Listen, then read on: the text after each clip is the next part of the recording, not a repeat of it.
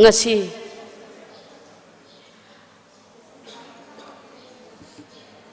Jun taragani thoi ingagi taran nipani panba yumsa kaisa numit sok lising ani taramapan ngasigi yai pharaba numit asida lamdam masibu konbiriba ibudau ibendhogi mafamda ngasi masa manai oiba ikhoina changchinjalakliba pangthokchariba thoram masibu ngakpi senbinanaba haiduna thamoinungda chetna sagonajabaga loinana thoram hokdokjanabagidamagta miyamgi mangda sem saba loijare ngasi ikhoina pangthokjarakliba pangthokjagadoriba thoram Maitai Khunai gi Yelomi sing asina nongmagi Khunai sidagi Malem sidagi tapna mangsilakliba pumnamak asigi Ekai Khunjang masibu karamna kangadage haidunba adugumlaba Ekai Khunjang adu changsinjabani hairiba Ekai Khunjang asi aikhoi pumnamak khusamnana chatminnasi haiduna ikalna thoram asi chinjabani Ekai Khunjang asibu ikalna sinjariba asibu miyam pumnamakna mapung phahanbiyu amadi khusamnana chatminnabada tengbangbiyu haiduna ikalgi maikaidagi hanna nolukna ningsingjari ngasi aikhoigi ikalna pangthokjarliba thoram asi masibu mapung phannabagidamakta lengbirakliba khwai pumnamakpu amukka sui koknona khurumjari thoram asi aikhoi haujanabagidamagta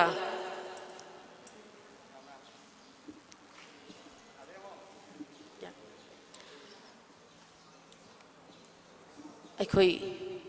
phampak takta lengsin binabagidamagta Ekai Khumnabada matik charaba Langjaribashing koksinjage ahanbamaktada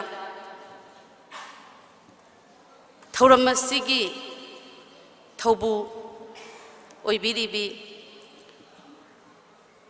Ekai Khumnabada matik charabi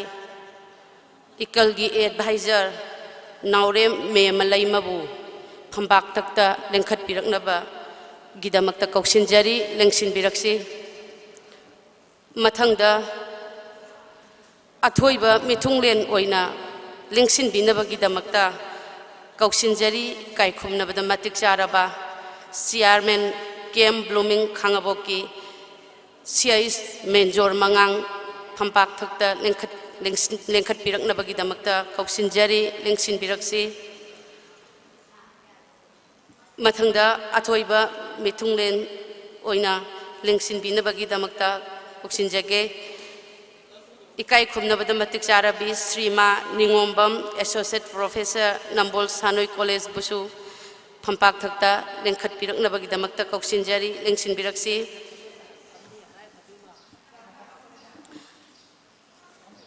mathangda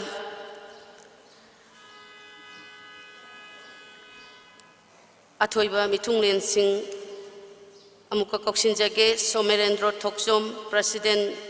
Sirka phampak thakta lengsinbinabagidamakta koksinjari mathangda Ekai Khumnabada matik charaba Dr. S. Manauton Founder Zenit Higher Secondary mathangda Ekai Khumnabada matik charaba Mutum Churamani Social Activist phampak thakta lengkhatpiraknabagidamakta koksinjari mathangda Ekai Khumnabada matik charaba Wangkhemja Samjai former President Amju phampak thakta lengkhatpiraknabagidamakta koksinjari lengkhatpiraksi mathangda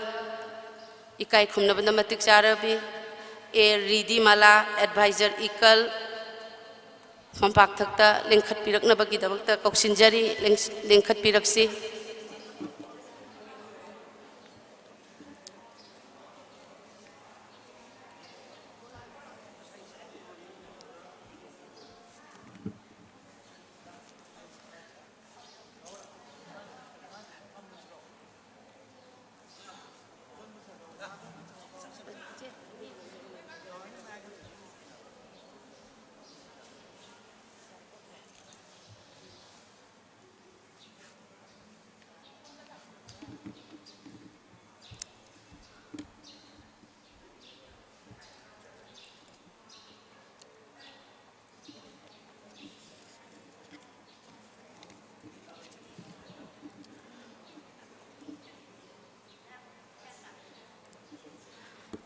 ngasigi thoram asigi ikai khumnabada matik charaba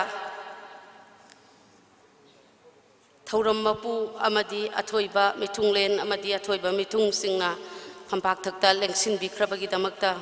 aikhoina jamlaba khudol tamjabagi thoram ama pangthokjage aikhoina phampak thakta lengsin biriba ikai khumnabada matik charaba charabi singi mafamda lengyan phi khudol tambinabagi damakta koksinjari lengsin biraktuna aikhoigi organizer singna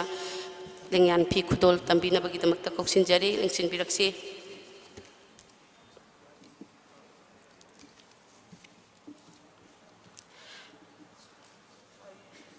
ngasi ikalna changsinjarakliba khongjang lepal laitana hanba laitraba thaunaga loinana changsinjarakliba matau karamna aikhoigi mangkhigadoroba mutkhidgadoroba ra haiduna chingnariba aikhoigi yelhomi sing asibu karamna yokhatkadage amadi karamna kangadage haiba adugumlaba wakhallon ga loinana changsinjarakliba khongjang chingabsibu matam chupada saugotpiba amadi saugotpiyu haiduna hannana amukasu ikalgi maikaidagi ikoknona khomjabaga loinana haijari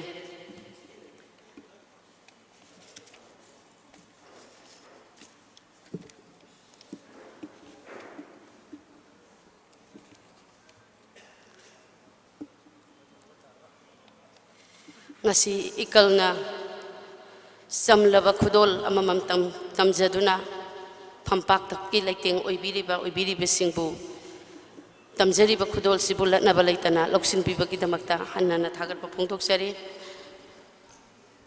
mathang sidi aikhoi thauram haujanabagi damakta maira kachab maira langbagi thauram maira sukhatpa thauram pangthok jagani maira sibu sukhatpinabagi damakta ngasigi athoiba mithunglen thopubiriba cheist menjor mangang maira sukhatpinabagi damakta chairman CIC lamba moina sida iramba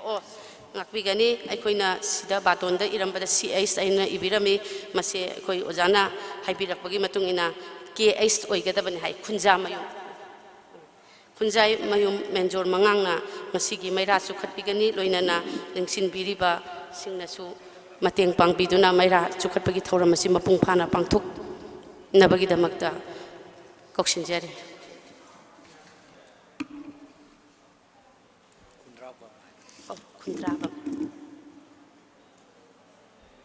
Khundrabam hairo Khundrabam hairo oh ya ya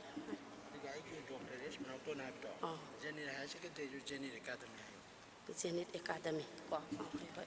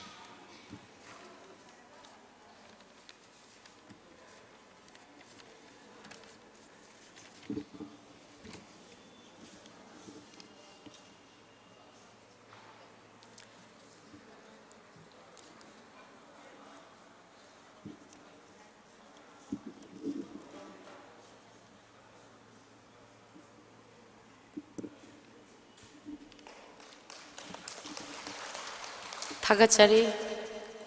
ngasigi asigumlaba pampung pharaba thauram asigi maira chukhatpi khrabagi tungda thauram makhasa thajarakpo oina lengbirakliba singbu taramna okjabagi amadi thauramgi nunggi oiba warol pibinabagi damakta koksinjari Ekai Khumnajaba matik charabi W Luang Laima President SUO bu ngasigi thoram asigi taramna ꯑꯣꯛꯆꯕꯒꯤ ꯊꯧꯔꯝ ꯑꯗꯨ ꯄꯥꯡꯊꯣꯛꯄꯤꯅꯕꯒꯤꯗꯃꯛꯇ ꯀꯧꯁꯤꯟꯖꯔꯤ ꯂꯦꯡꯁꯤꯟꯕꯤꯔꯛꯁꯤ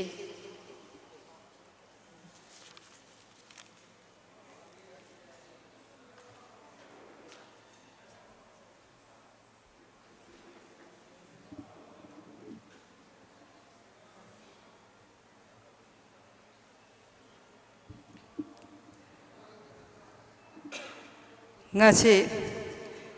yai pharaba numit segumlaba yimsakase numit aduga thabansu yamna phaba tarani panba aikhoigi misi ngasi gi thabak sida lengbirakliba aikhoigi iramdam kanba Apunba loop amadi social upliftment organization na chahi khudingi pangthoktuna lakpa thaurambo aikhoina yaubinabagidamta haijarubada lengbirakliba miyam punabupu ahanba maktada ehangna nulupchari loinana ngasigi mangda lengsinbiriba achinba kaya ama yumda amadi leipak koiba thauda kaya ama lairabasu iramdam kanba Apunba loop amadi social upliftment organization na ngasigi thauram asigi mayaida lengsinbinabagidamakta haijarubada achinba kaya ama kaithokpiraga lengbirakliba punamakpuchu ehangna ahanba maktada nolpauchari ngasi thauram asigi mangda lengsinbiriba aikhoigi ahanba maktada iramdam asigi yellow mi bu kanbada asuki matik thauna phana amadi aikhoigi lamdam sida leiriba yellow mi si matau karamna Mising henggal hangadage mising yamdre haibagi paujel piriba adugumlaba Ekai Khumnajaba aikhoigi oja case major mangang ojabu ehana ahanba maktada nolpchabaga loinana taramna okchari ani subada Ekai Khumnajaba aikhoigi ngasi hauji Janet ki founder oina pubiriba aikhoigi pa haiba tare aikhoigi miyamgi sar manauton Janet ki founder ni mak sunga sigi thauram asida aikhoina hanadi aikhoi kanoda chebau dadi hapchadabani adubu laibak thibadagi aina hanasu haijarabani aikhoi ngasi simadi tangai phadana tawbidaba yade haidana ahanbada sangde haibadagi sangbidaba yararoi haidana aikhoina ngasi sima aikhoi hapchabani aikhoigi wajasi chahi khudingi aikhoina ngasi lanthokchagadoriba Khunai Yokhatpi imagi ahanba prize paisagi selgi manachi aikhoigi waja manautona ngambibani haukiba lisingani taraga maridagi horokpaduda wajana paubibana taragi mangadagi ngasi phawba leptana puthokpibani aduga wajabu soihangna noloppagarona taramna okchari ahom surakpada toidoyantone Ekai Khumnajaba wangkhem chasamjai aikhoigi ambung matam koina angang oiringaidagi aikhoibo metana karomda soikhidage karomda chatkhigadagi haidana senaraga ngasi phawda thauram khudimakta mayon chumbiriba aikhoigi oja yambung miyamgi oja samjai farmer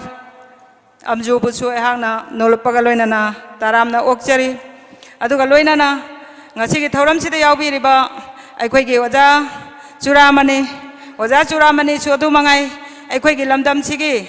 tabak thorong kaya da Khunai sibu kanna bhona bada ngasi phawbada hanba laitana social activist ama oina thawai khubak haptana chenbiriba oja busu ngasi gi thoram sida aikhoina tharuk yabiu amadi maya da lengsin biu haibada hekda yabiriba aikhoigi pukchen bu khangbidana ngasi gi thoram sigi maya da lengsin biriba aikhoina haijabada yabiriba aikhoigi oja chura busu ehangna nolpaga loinana taramna okchari aduga aikhoigi somarendra thokchom sarkargi president busu ehangna taramna okchari loinana aikhoibu takpi tambidana IKAL amadi suona ngasi phawbada karomda soikhigadagi haidana changsinjarakpada yamna kina nonglomna chachariba aikhoigi ima ridi mala aikhoigi IKAL gi hek horakpada ngasi phawbada takpidana tambidana thauram khudingmakta ima bu aikhoina mangda thamjaraga ima mani khangjaraga lamjingbiriba ima busu aikhoina nolpaujari amadi taramna okchari loinana aikhoigi ima mema naure mongbi mema laimachu Iramdam Kanba Apunba loop ki kadomda soikhigadagi haidana yamna cheksanna yengbiribi aikhoigi ima busu ngasi gi thauram sida thobrel oina lengsinbibagi damakta taramna okjaba loinana nolpadu uchari aduga ngasi aikhoina ai ngasi di thamoi che chuki matik nungai jai nungsi jai kapchu kamningi matam khara thauram khuding makta aikhoina punna pangjana ba hona jabda pangdrana na aikhoina yamna hona jaba chenjaba chongjaba individual na chenjaba chongjaba dadi adumak yaujaba adubu matam chahi manga tarukse aikhoiga pundana magi laina ki bathabak ne hena lubana ni khangde apunba gi pangalamba sagat pada kaitam thairapna marakta aikoi chana da bagi khudong cha da bakara laigi badu loina thado ga ngachi aikhoina haijaru bada aina chacha bada aikoi gi chilinau singa ima singa chacha bada ngachi di civil society kaya gi mangda lingchin biriba UCM gi amoko gi aduga aikoi nupi samaj gi ima adagi de aikoi gi kanogi women welfare association gi ima bala aduga kaithien gi aikoi gi ima bemal loinana atop aikoi gi kanodagi aikoi gi leiriba वास्तव की चे थराक्षना लोइना अखोई लेरिबा अतोप मतम खुदिमक अखोई बकराय the सोय खिगदगेना यंगबिरिबा अखोई की वजा जोगिंद्रोसु अखोइना हेक private जनमगी कईगुम थौदोक थोखिबदगी ngachi फाउदी ममांगददी खितंग चिनबा लेरमबना ngachi अखोइना थबक थौरम कयादा हाइजरुबदा सेलगी mateंग अदगी बीगी mateंग वाखलोन कया अमा mateंग पांगबिदना ngachi अखोइना चंगसिनजरपदा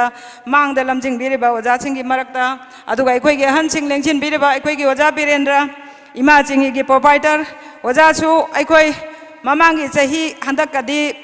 अहुम सुगदबने अदुबु थौरमदी अनी खक्तमक यावरे अदो ममांगी थौरम सिंगदा यामना तोयना यावबिबा अदुगा अखोइगी वजानासु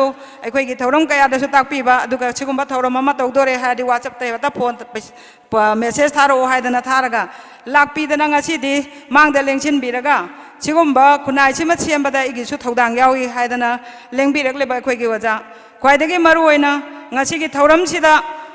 iramdam sibu kanbada khunai sibu kanbada aikhoi gi ju saruk yawi miyamna charbar control togodamni angang maching yamna pokpa che ngasi di aikhoi matam siga chuna dre kaidana sok lising amaga chama pandagi leireiba chingsida ngasi aikhoi loinamak aikhoi ju thodang yawi aikhoi angang yamna puthuoga masa phaba matik magul leiba afaba khunai amagi angang ama semna nabagi damakta madura thodang yadana madugi damakta aikhoi na chagam pokpi amadi khunai sibu yokpi ribi khunai yokhatpi ima haina mingthon jaraga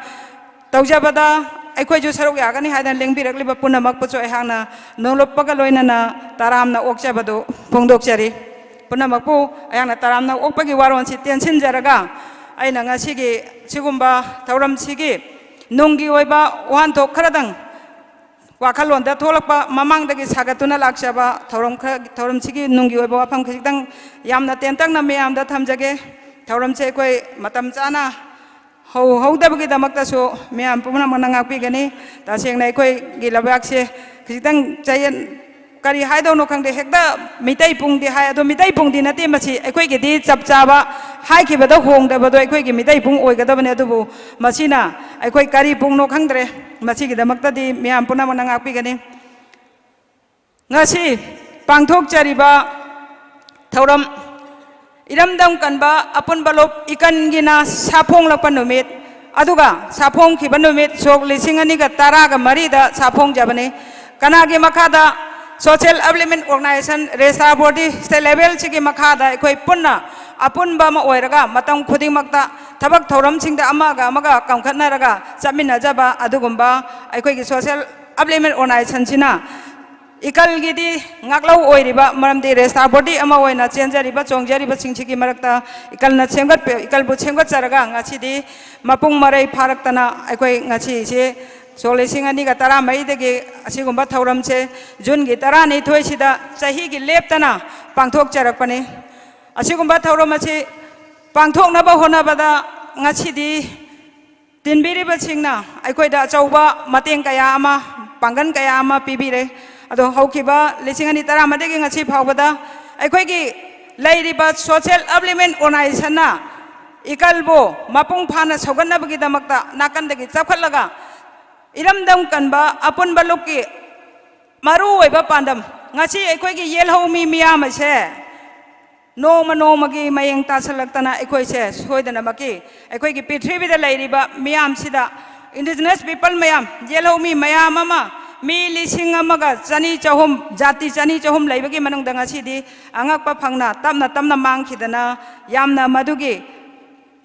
ngasagi yellow mi singche mami tadraba maming phawba leitraba aikoigi makha tarakpada aikoi butakpi tambiba senabiba aikoigi oja singna chu haibirakani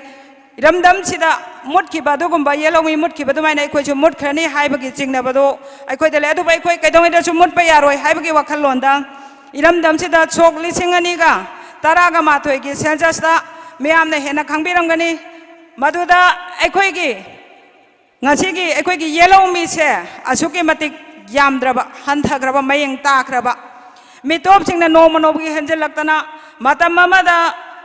yamna pikna mi yangkai laga ngasidi mi lak tara sujangraba aduga mi tara kul laga ngasidi angakwa phangna lak tara mathoi sujangraba mayam ama laikre masigi matangda aikoi gi tungdangang biraka daba singna chu hena thoina khanga he mayam ama nangang birakani sigumba mayam asida ngasi yellow mi ama oina iramdam kanglei pang manipur sida aikoi yellow mi singche tamna mangki gada bajidagi aikoi kalhogdaba yade aikoi gi pandam di yellow mi missing hengalamba kunai sida mating leiba iramdam chigi iraicha singchibu semgatba ngasi aikoi na mangda thamjariba wakalon kunai yokhatpi Emasing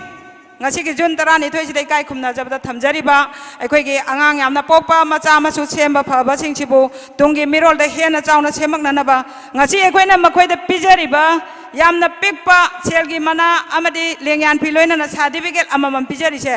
aikoina yamna pijani mi lak ta pijani adubu pai leitabani aikoina masi pina na bahona bada ngasi gi kunai sida leiriba civil society organization lupti chengum chauna aikoi dagi chingna chengum dona macha dagi achauba mayam ama oirakidana chen ni bagi khai bagi hapu hai bagi mayam ama leigibani na masida yamna wana ngasi aikoina haukiba hek aikoi mas tagi april gi thaba mo aikoi april da muk taukre april gi chahi amagi oina april gi tha sida aikoi tangai phadana aikoi gi ibung ipa sida khudol chamjagwi thoram mamang gi chahi aikoi hek hokdok padagi lakpani chahi amada april gi thada aikoi gi chajibu khudol tauba ibung ipa singda duga ani subada jun gi tarani thoisima lengba yadana aikoina pangthok charga lakpani masi pangthok na bhona bada handak gi chahi gi de suki matik aikoi da awaba oijai maramde korok kandak lakhiba financial year oikiba aduga natana atopa vote ki lakhiba mayam china paisa kaithokpa yadaba du ada haidana mayam ama lai adubu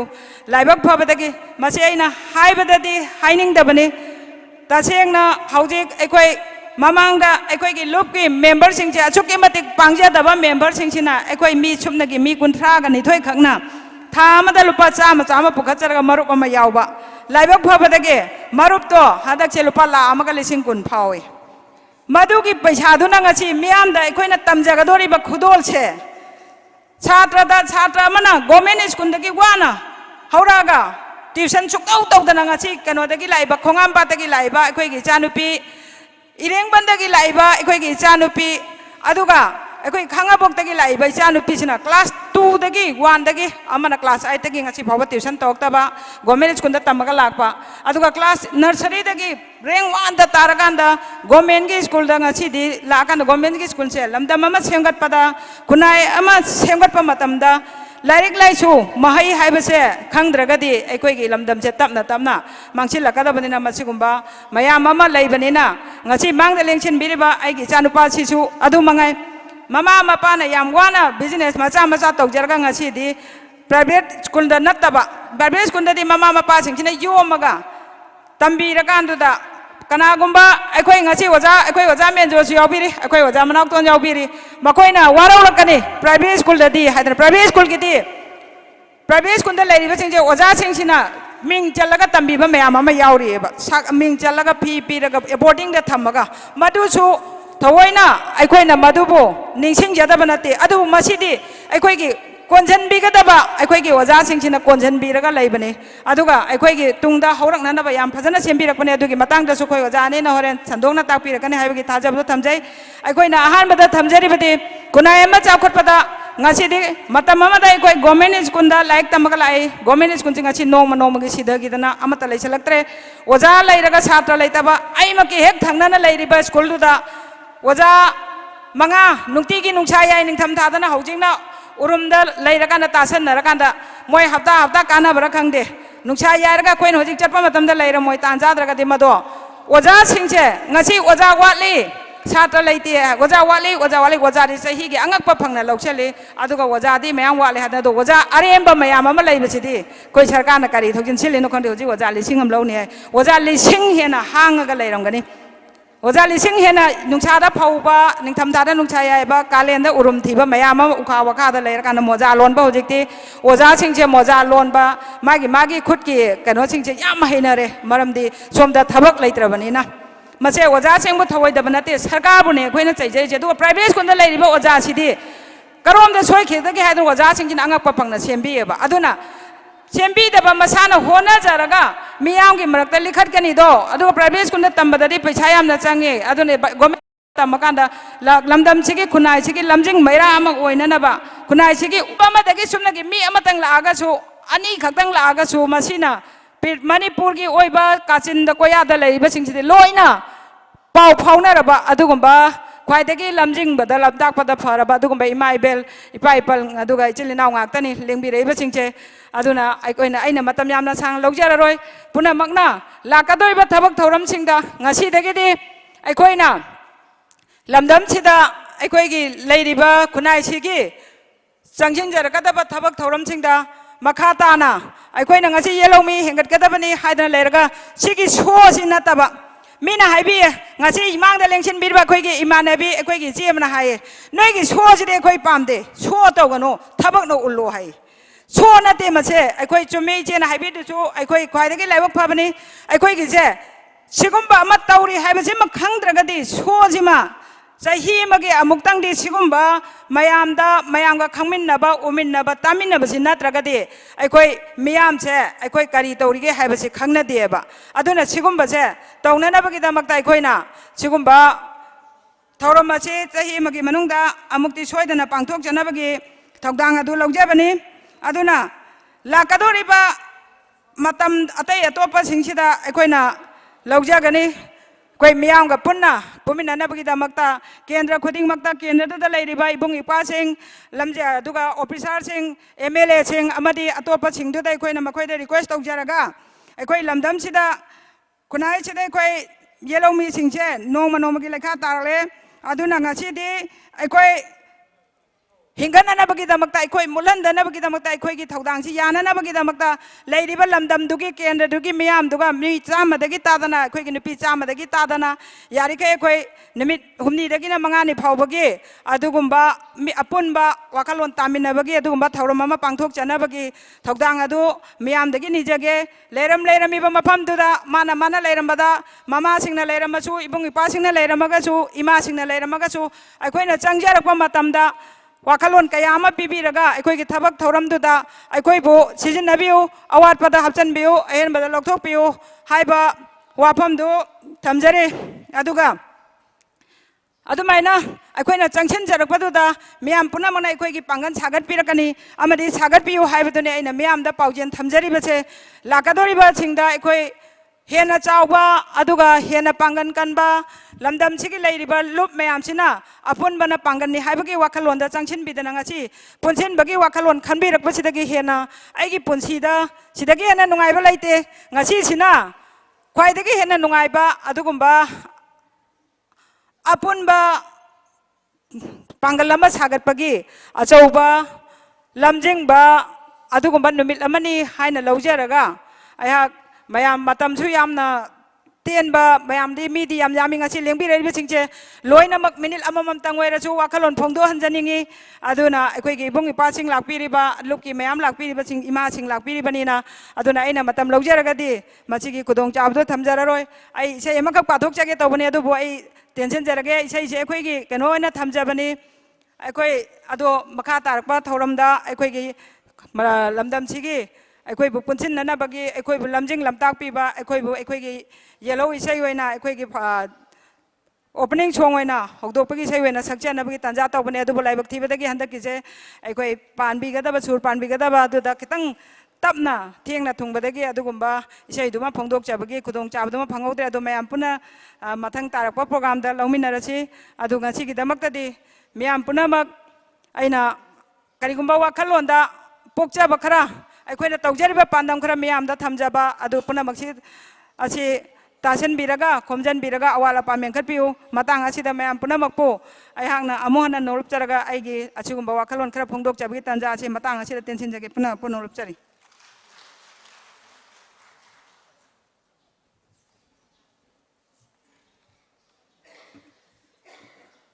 Thagachari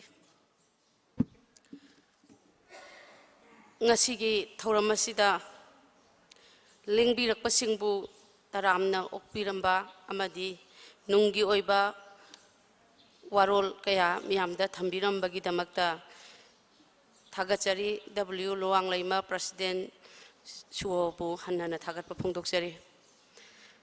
mathang asidi ngasigi thauramasida mapung phan binabagi damakta miyamda paudambigadaba kauksinjage joy puyamcha advisor ikal bu miyamda karigumba warol kharatang thambiranabagi damakta kauksinjari lengsin biraksi joy puyamcha advisor ikal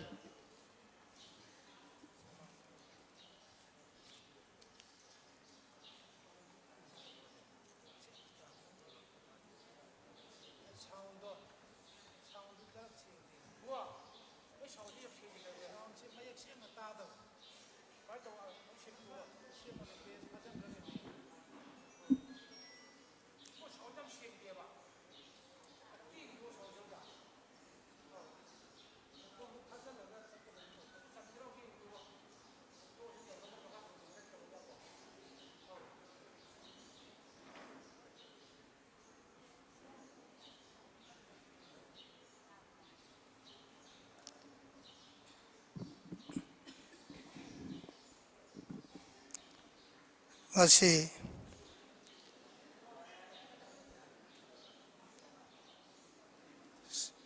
social upliftment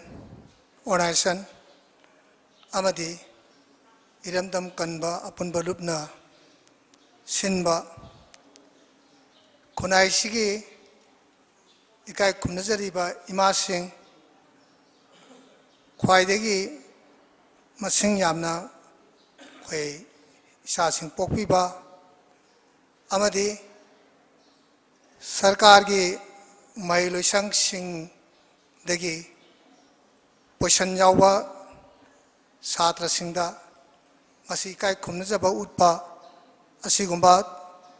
12 June asida ngasi gi asigumba thoram asigi dais da lengsen birba dais gi ahong bulai haraba ai hangna amamamda 15 su waro biro hain ningjai ai hangna punamakpo supna Ekai Khumnajaba loinana ai hangna koknona kuirumjari amadi asigo thoram asibu mapung phan binaba lengbirakliba Ekai Khumnajaba lamdam asigi organization singi members sing leaders sing ayahangna kokno ni Ekai Khumnajaba sari loinana lamdam sigi lengbirakliba yamba marumapang imai bien sesal satra sati amade print namade electronic media ge maru erba isinong simbu ayahangna punna kokno na Ekai Khumnajaba sari ayah sumba thoram singda ai toina ai wangangba ai sasaba misak nasade akoidi lupna le kwamini koi mapanda le kwamina te adubo ajikti mapanda leire ado ngasidi mayamgi mafam sida ngasidi ya mayamgi mamang leptuna ayangna wai khara thamjaba sida karigomba soiba haigedabana haidaba hairoidabana haigiba akoi aran ba kaya yor kasu puna mangna ngak pi gana hai betu mayang mafam da thamjari tasengna somadi kalna ngasi asigumba khunai simut khidra na kibege akoi kaidong ida sumuloi haiba asumba wakhallon da yumpham warga ekoi hingadabani ekoi mising yamangadabani ekoi afaba mi puthokadabani ekoi malemdagi mutpe yaroi ngasi maleng wol iba asigumba awonba mayam ama lakpa sida ekoi su iroina na satkadabni haibigi wakhallonda ngasi ikalna sanction biriba khongjang ngasi tasengna yamnamak maru oibani haina ina khanjai tasengna ekoi 2011 census ki matungina akoi yengagadi ekoi tasengna akiba poi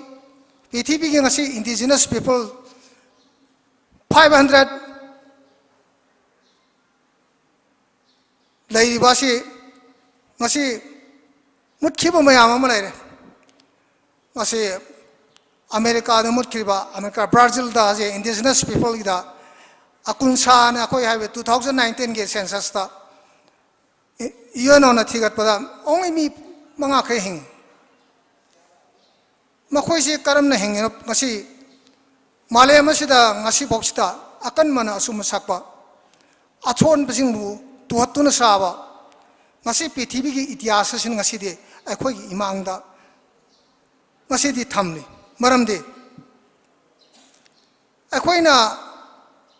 ptv da yamna ngakpa yamna sakhatpa yamna ngali matamda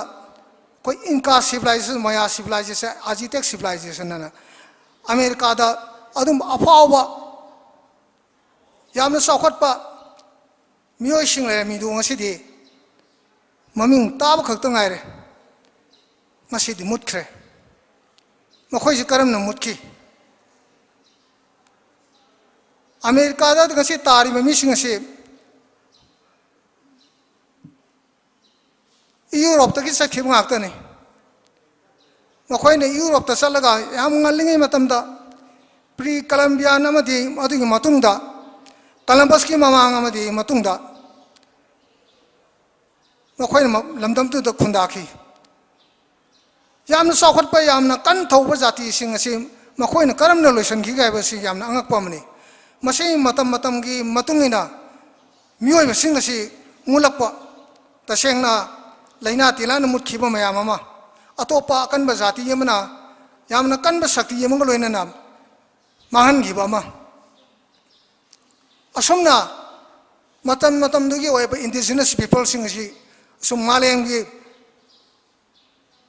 asegumba asengba magi lamdam du hauja be mi sing asi karam nu mutkhi gi ba si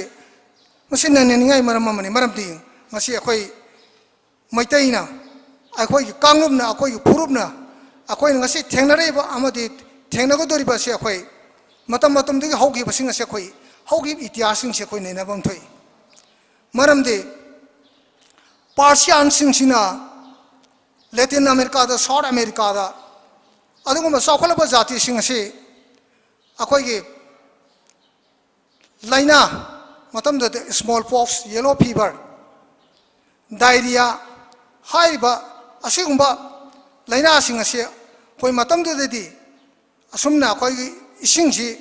koi semaga koi thakpa sima koi matam da di leramde maramde yam ngalingai matam aduna adugumba kallaba yamna sakhalaba adugumba kangup sing adu somda Europe da ki sakhiba mi sing sina lan tawding gi mamangda 90% di makhoi je tumna hale hai masing sai gi hari laina sing asi makhoi na thai bi sing khong sing asi da akoi gi thada bani yan han bani aduna mi sing si smallpox tor siba diarrhea tor siba yellow fever siba asina lan tawding mamangda 90% di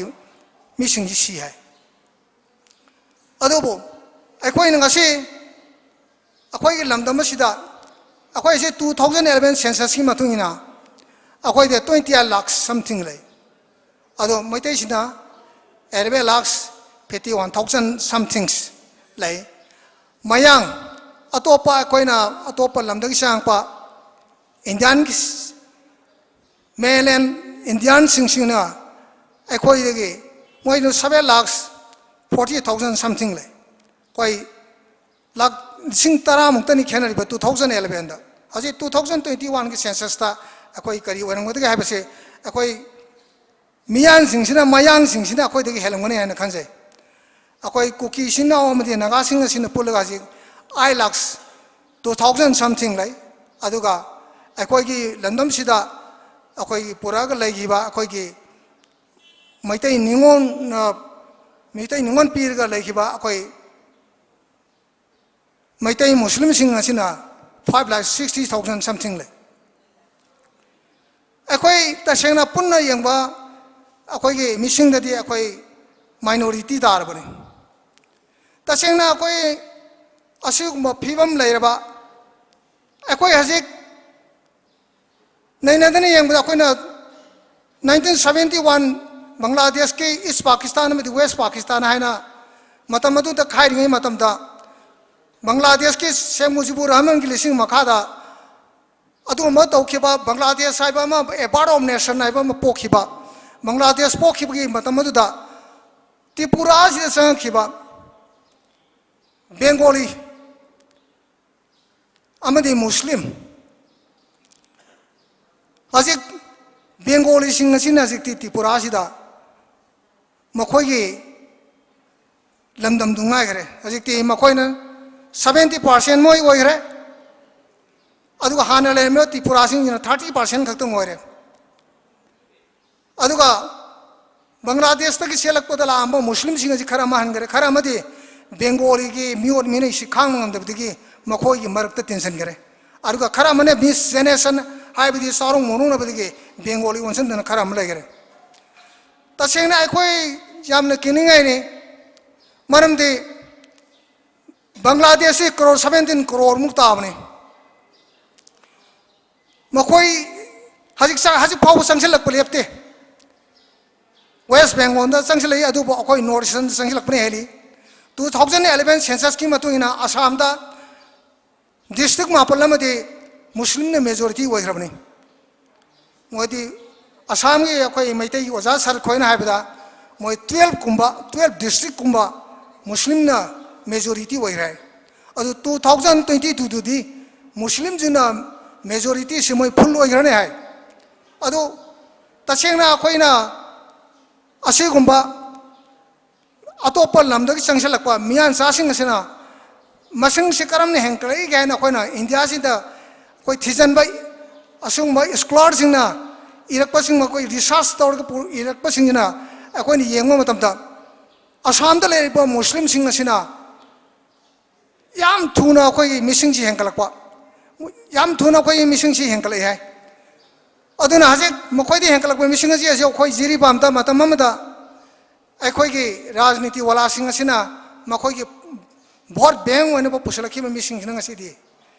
मखोई माइथी बेपिर मगंग असिदी MLA अमा मखोई की थम्मे अखोई तसेंगना किनगाइनी अखोई check तौनिगाइनी अखोई 1950 दैना 60 फो मनुंगदा पोकपा मिसंगनी तसेंगना अखोइना lyric तमकपा मतमदा अखोई की इपा इपुगी ओइबा इतिहास अखोई तंबिरकते अखोई इपा इपुगी इतिहास अखोई मसक खंगदे अखोइना खंगिबदी अखोई की अखंग हइसिना अखोई सीबीआदी अखोई हिंगदमनी हाइदना अखोई से तोंगान लाइरी क्या इरकपा मखोइन वारी क्या लिबिरकपदगी अखोई करमना लेरमी अखोई की प्री हिस्ट्री अखोइना आई हिस्ट्री इतिहास लेदिंगी मतमदा अखोई मैतैसिना करमना लेरमी अमदी सही लिसिंग अनि हेन की अखोई इतिहास लेरमी वासी अखोई तसेंगना इरगा ngasi अखोई लाइरी अखोई द तंबिरकते अखोई इंग्लैंड की हिस्ट्री इंडियन हिस्ट्री ओइना अखोई द तंबिरे ngasi bawa मिलान अखोई लोन पुथोरपा अखोई मरकता अखोई लोन सी हजी खंगलकपा एलकपा अखोई जी बेंगोली मयक पाम नतन मैतै मेक्सी याम लन्न पाय अदुबो हजी लाइब अंगांग सिंग हजी क्लास 10 थारैब अंगांग सिंग सिबोक त lab Singh the haji bengali me pa ba thoktre masi taseng na nungai ba phawe maramdi aikoi gi lon si hing ngai duna 17th century da akoi lauki ba akoi gaura dharma taseng na akoi itihasi phajana naina dana akoi da lairik tambi dana takpi dana akoi da khangan ba poram lerma ga de ngasi akoi nungkhang pai dani irupan gi ba akoi ngasi bawbuji da akoi Hindu dharma ji bu akoi gi isa gi dharma dona ko laga lain akoi taseng na mamangi akoi mising inkhalak pa lakpa da akoi sana mahi chali ni ibdo taseng ma khoi ne taseng ikhalak pa kan de akoi sana mahi chat poi ni de Hindu ni khat pire mose akoi da jamna akoi hasi khanba akoi khanma matam ore akoi hasik sida akoi gi itihas bu naina biriba akoi gi hasik ori ba mong si naina biriba akoi tungda kar yaina lakada ge pithibi je karam na sali be pithibi mi sing ji karam ne hengi be akoi gi maitai gi landam si akoi bi akoi mi sing ji karam na tari be akoi manipur da ngasi laiba rajniti gi mong aduga akoi manipur da laiba organization sing aduga manipur da laiba lalo gi irang si akoi karam na laiba si asi ngasi pawda kanana naina bi ba kupna naina bi ba masi kanana yaur be akoi gi missing asina karai bagi ona wakhan tar bagi haibasi haje akoi leiba mong sini heta khangma ngami maramdi akoi na pasha khaiba satpa matamda manipur ji organization mayam leire noi ngakta pi bi ade moi das loin pi ne aduna noi pullaga amato ina khair bo di haib akoi mayam ji akoi pu thang ngamde nai taseng na organization mayam ama miyam gi damak tene na song thori ji taseng thagani ngai ni taseng thagat sai amadi kai khumna usai aina di masi aiba matik ti saja dabani ajubu aina phongdok chaning ba du ai thamjabani maramdi akoi wakhan taba mayam ama leire haibedudi taseng asi organization hore iba mayam akoi hingna dabani akoi sibia de akoi malem gi yawon sakhole iba si hasida akoi matung indana sarkadamne haibigi wakhallon si khanma mayam ama leire haibani adubu akoi da wali basi aseng ba correct leadership true leadership ama wali maramdi mayam ji punna punsan biba ngamba mayam ji punna samina ba ngamba adugumba leader ma khoi da sing mathok tai masi akoi yamna naina bam thoi maramdi akoi masi da kan haijaning maramdi akoi ajik tasena dhanbi laisamna antak aims ki ngangibda akoi ajik matam hele akoi moitei akoi ajik kanbang amroi nai tasena mane khaliba magi wakhallon si tasena yengagadi tasena sumi maramdi ma social scientist samoina mana hairibasi yalama tabada di nungai te dubu munna khanjalab kanda akoi miyam ji punchal laga sagan na wakhan taminna na balangna ba matamda sangda ba matam si yamna sange na khanse masi manu urga ngangune na khanse akoi antang man pek seme kep lapai matang sida taseng akoi taseng na nungai maramdi manipur da sik seli ba akoi da sik seli ba isial si mipung khuri mang na khangne ado asi lai ba mongsia mas asida akoi ji punchal lai akoi ji amatoina seminar ni haibi wakhallon ma thamjai adubo taseng na akoi wakhan sida madu tadrabra haibage wakhanda akoi khanbam lai madu karino haiba thijelbo amadi nate adubo akoi gi khongjen si jangna sangamaga akoi gi khongjen si tapthar padona akoi na wakhan si ubamo akoi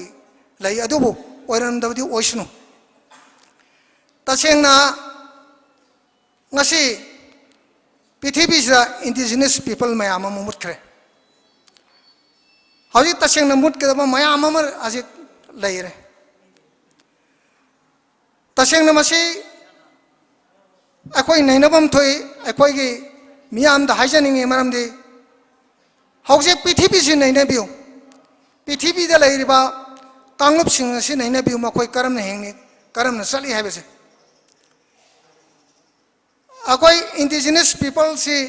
ngasi iyo na masi ge phangam dok par right si law thor pa matamda pithibi ke karam lewak sing na masik against la yai basi mayam naina biu मखोइसे अतोप लमदगी लागा खुंदारगा लेरगा लमनम मदु indigenous people दगी मुल्लगा लौरगा लेखिबा ngakani मखोइने इंडिजिनस पीपल राइट येना न लाथोरपा मतमदा मखोइ येली हसि पाको येली मसे पृथ्वी से अकनमन असुम सायबसे हौजि फाबो अदुमक लेरि ngasi मालेम दसलिबा अखोइ तसेंगना किनिंगाइनि मरमदि मुस्लिम अमदि ख्रिस्टान सिंजिना ngasi पृथ्वी सिदा पृथ्वी जी लोइ सलगे तोंगानबा तोंगानबा लांजंग मयाम अमा मखोइ संगे मरमदि मुस्लिम सिंगना तोंगानबा मोइ पृथ्वी दा ख्वाइदगी मुस्लिम ख्वाइदगी यामबा मिसिंग ख्वाइदगी यामबा मखोइगी प्रोजेक्ट अमा मखोइना ngasi संगले ngasi पृथ्वी दा ख्रिस्टान खाइदगी यामी ख्रिस्टान गेन मथंग मुस्लिम नि मुस्लिम जिंगने पृथ्वी से मखोइना पृथ्वी पुनमक्सी मखोइना जॉय तगुदमने लाइ मदुगी मसिके थियोरी से वाखलोन ngasi इंडिया दा बीजेपी ने तवे आरएसएस ने तवे আজি इंडियन के मिशन के 30% थी আজি आरएसएस ने 2025 ता इंडिया से हिंदू गिलेबाग ओइने न मखोइना मखोइगी प्रेडिक्ट तवे महाराष्ट्र के लीडर सिंह वेस्ट बंगाल लीडर सिंह हिंदू की स्टेट सिंह असिना हंदे इलेक्शन दा मखोइना ngangi maramde इंडिया की प्राइम मिनिस्टर हिंदू न होइगदमनी प्रेसिडेंट हिंदू न होइगदमनी गवर्नर हिंदू न होइगदमनी चीफ मिनिस्टर हिंदू न होइगदमनी एनी स्टेट ता मसी 2025 ता मसी ओइगने हाइन मखोइन प्रेडिक्ट तव औजिंग मणिपुर दा अखोइ मैतै जी असिदा अखोइ धर्म सत्पसे हिंदू ना अखोइ मेजॉरिटी नि अखोइ जाति दी कोइ कांगुप्ति मैतै नि अखोइ हजिकी मतम दा पृथ्वी दे सलिबा याओल अखोइ नसि ngasi लेइबो मोंगसे अखोइ नैनदे हाइबने अखोइ कनासु नैनदे राजनीति वाला कनासु नैनदे माइगी राजनीति की माइ पान बलांगनाय अखोइ स्कॉलर जिंग कनेक्सु नैनदे मा खांगसु थबक वैना मा चंगसेलक्ते इना खुनबा पैसा पाइबो मयाम लೈ खांगी मोइ चंगसेलक्ते अखोइगी कांगुपसि मुटखिबा नुखिदबा मखोइ अखोइ लैबा अखोइगी मियामसि अखोइ करिसु खंदे खंदबा लैतबदि नते खंब खरदि लै खंब खर लैरिसि अंगावबा तादन तोय मखोइगी मतुंग इनबिनबा लैते तसेंगना अखोइ हौजिक यामना खंबा मतम यावरे मरमदि इकलना ngasi masa khwaidagi yamna pokpa sahi 53 daina sahi ne phum nga phum manungda leiba Emasing masa yamna pokpa jing ngasi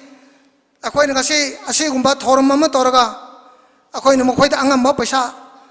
masing thaba yadaba maduna season ba yagada ba paisanta palising manga tara khakase masi akhoi na moi ngasi suma thoram ama toraga moi de pungning thogat poina tori base मसी करी सुनते तसेंग हारगदि अखोइना मखोइद पीदोरिबा लेंगान फी certificate मसी करी सुनते मसीना कानबम लैते हसिकी मतम मसीदा adobo